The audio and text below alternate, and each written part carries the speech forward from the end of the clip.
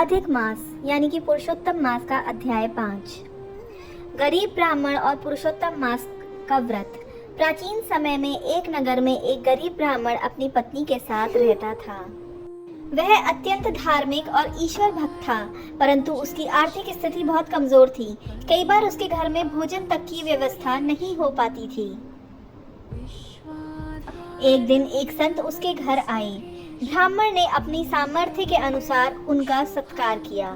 संत उसकी भक्ति और विनम्रता से बहुत खुश हुआ।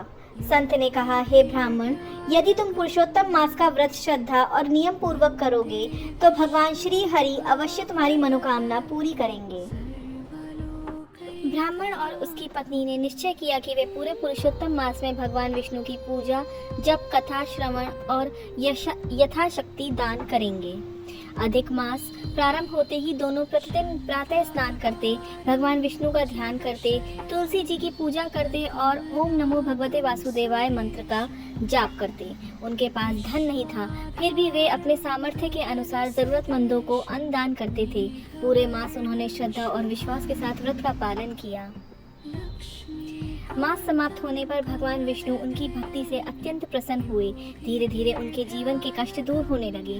घर में सुख, शांति और समृद्धि आने लगी। नगर के लोग भी उनका सम्मान करने लगे। तब ब्राह्मण ने समझ लिया कि भगवान को प्रसन्न करने के लिए धन नहीं, बल्कि सच्ची श्रद्धा और भक्ति की आवश्यकता होती है। इस प्रकार पुरुषोत्तम मास के व्रत के प्रभाव से उस ब्राह्मण का जीवन बदल गया और वह भगवान की कृपा का पात्र बना।